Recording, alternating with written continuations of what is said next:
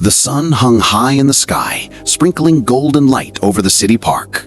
Children's laughter echoed between the trees. Dogs chased frisbees across the open field, and the scent of fresh cut grass mingled with the sweetness of melting ice cream.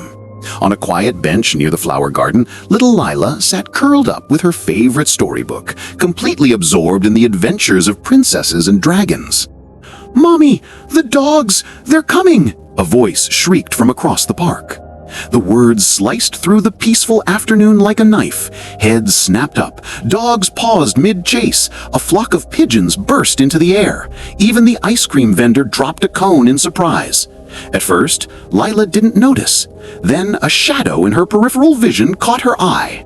One by one, 10 dogs of different breeds, some golden retrievers, a husky, a shepherd, even the sprightly terrier, stopped what they were doing.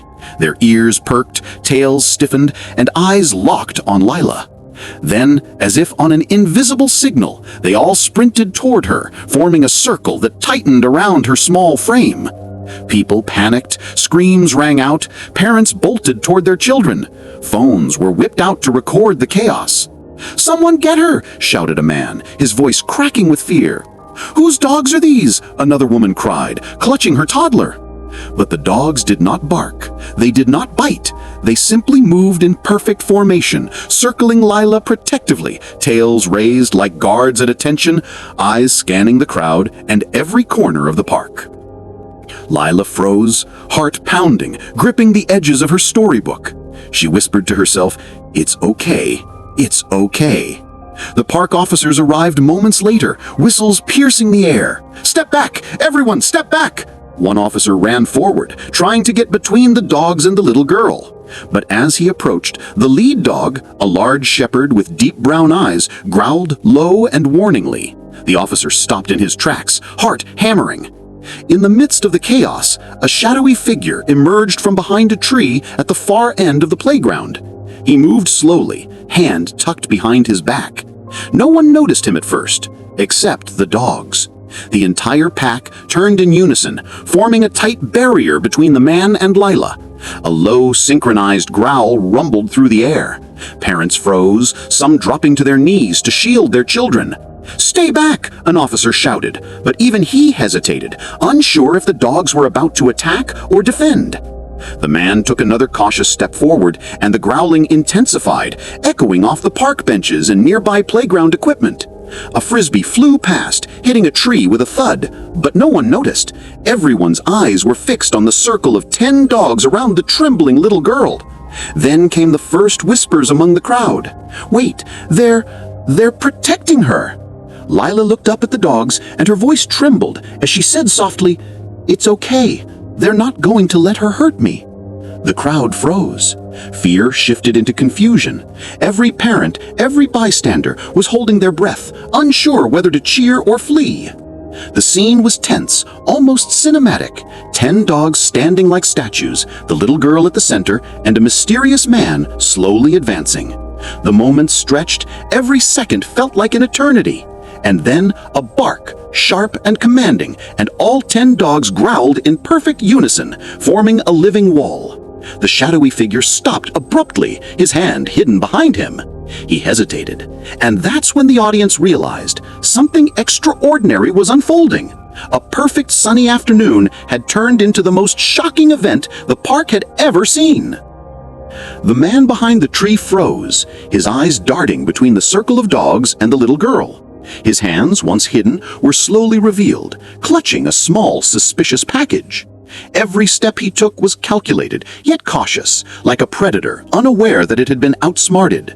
Parents whispered frantically among themselves. Some pulled children closer. Phones continued recording, fingers trembling. "Is he dangerous?" someone asked. The lead dog, Max, a large shepherd with a calm but commanding presence, stepped slightly forward, ears raised. The other 9 dogs followed his lead. Their growls deepened, synchronized like a single living heartbeat. Lila's eyes widened. She sensed the dog's intentions instinctively. Somehow, she knew she was safe. She whispered, almost to herself, "It's okay, Max. I'm not afraid." The stranger suddenly moved toward the edge of the circle, but each dog shifted, blocking his path seamlessly.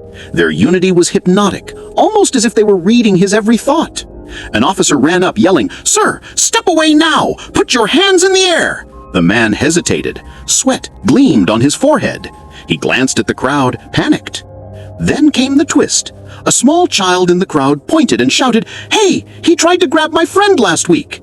Gasps erupted. A wave of realization passed through the crowd. The stranger was no ordinary man. He had a record, but no one had expected him to appear so boldly in the middle of a crowded park. One of the dog owners, who had been watching quietly from a nearby bench, recognized Max. She said breathlessly, "That's him, Max. He's a retired police canine." The crowd murmured in disbelief. Max had been trained for protection, rescue, and threat detection, and somehow he had rallied the other dogs. 10 dogs acting as one, protecting a single child. The man froze completely. His package slipped slightly from his hand. Max barked once, sharp, commanding. The other dogs growled in agreement. The man lunged suddenly, trying to grab Leela's arm. In an instant, Max intercepted, growling ferociously. The circle of dogs tightened, forming a solid barrier. The stranger's hands were blocked, his balance thrown off, and he stumbled backward. Every parent gasped. Phones captured the moment. 10 dogs, perfectly coordinated, stopping an adult from harming a child. The scene looked almost cinematic, unreal. "Get him!" an officer shouted, finally breaking through. 2 officers rushed forward, handcuffs at the ready. The man struggled, but the dogs never backed down. Max led the pack, barking sharply, keeping him contained until law enforcement finally subdued him. The crowd erupted in applause, relief, and awe. People rushed to Leela, hugging her tightly, tears streaming down their faces.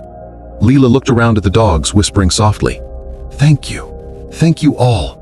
Her tiny hands patted Max's head, and for a moment, time seemed to freeze. The terrier's bark drew everyone's attention. A small backpack lay hidden under a bush. Officers carefully approached, and inside was a collection of suspicious tools, enough to confirm the man's dangerous intentions. Max sniffed the backpack, growling lowly. The crowd realized just how close Leela had come to real danger. Parents whispered to one another, "This is insane! How did the dogs know?" Meanwhile, the other dog owners began sharing their stories. Each dog had been trained differently, but somehow instinct and leadership had united them in the perfect protective formation. Max had become the de facto leader, rallying others, sensing the threat before anyone else could. The hidden figure turned out to be a journalist, documenting the heroic dogs for a viral story. He raised his camera carefully, capturing every angle. Meanwhile, local authorities praised the dog owners and their incredible animals. Max, in particular, became a local celebrity. Children crowded around him, parents filmed videos, and soon, footage of the dogs protecting Leela was everywhere online. The real moral of the story emerged naturally. Bravery and loyalty aren't always human.